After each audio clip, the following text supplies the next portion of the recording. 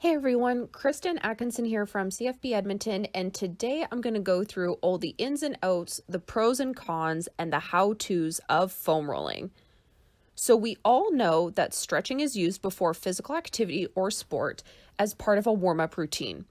This is to cause acute changes or elongation in muscle and fascia tissue, increase range of motion in joints and muscles, which ultimately increases performance. There are many different methods of stretching, such as static and dynamic stretching.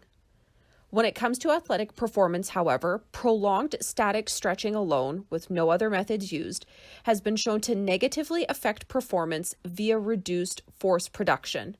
Studies have also had contradictory results as far as the impacts of dynamic stretching on performance. So you're probably thinking, okay, well, how am I supposed to warm up?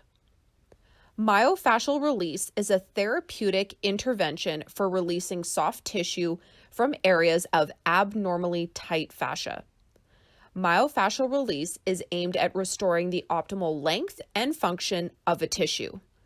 A popular approach to self-myofascial release has emerged in the form of foam rolling.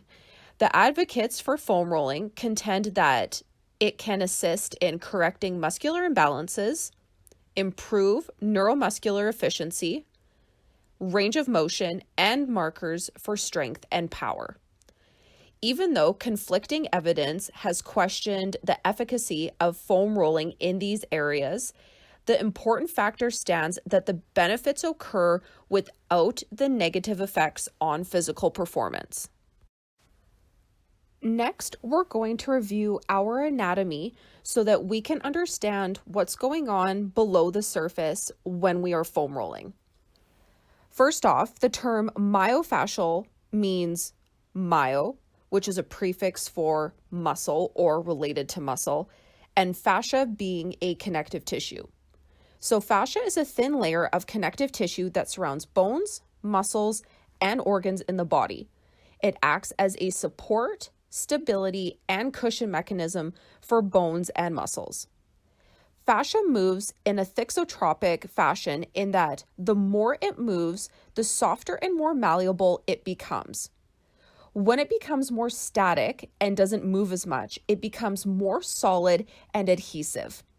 Fascia can become more solid and adhesive due to different factors such as a response to injury, disease, inactivity, imbalance, overstress, or fatigue of a muscle group, or inflammation, all of which restrict the mobility of fascia and muscle tissue, which can be detrimental to performance.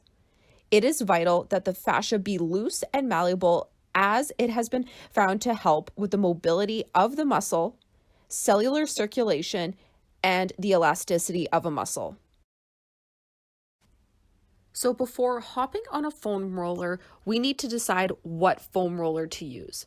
Pictured here are 4 different foam rollers of 4 different densities. The more dense a foam roller is, the greater the effect it's going to have on changing the tissue. All right, we are ready to hop on that foam roller. We have gone over why we should foam roll, what happens below the surface. We have picked out our foam roller, so we are good to go. Most studies have consistently shown that 30 seconds times 3 sets of undulating foam rolling on a particular muscle group has yielded the best results in an acute change in range of motion. Foam rolling is done by an individual using their own body mass to apply compressive, undulating, rolling forces along targeted muscles, following the orientation of the muscle being mobilized. Foam rolling is to be done either from the proximal to the distal end of the muscle or from the distal to the proximal end of the muscle. Either way, the entire muscle should be covered. Here we have PSP Kevin showing the tempo and the technique of how to foam roll through the calves. Notice how he switches from the calf into the hamstring by moving the foam roller past the knee joint. This is because the back of the knee is a sensitive area and should be avoided when foam rolling.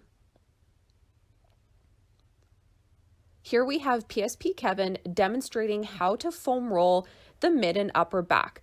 Notice how he is avoiding the low back as it is an area that is not very well protected. I hope you enjoyed today's video on foam rolling. If you have any more questions on the do's and don'ts, the ins and outs of foam rolling, feel free to send us an email at psp.edmonton@gmail.com.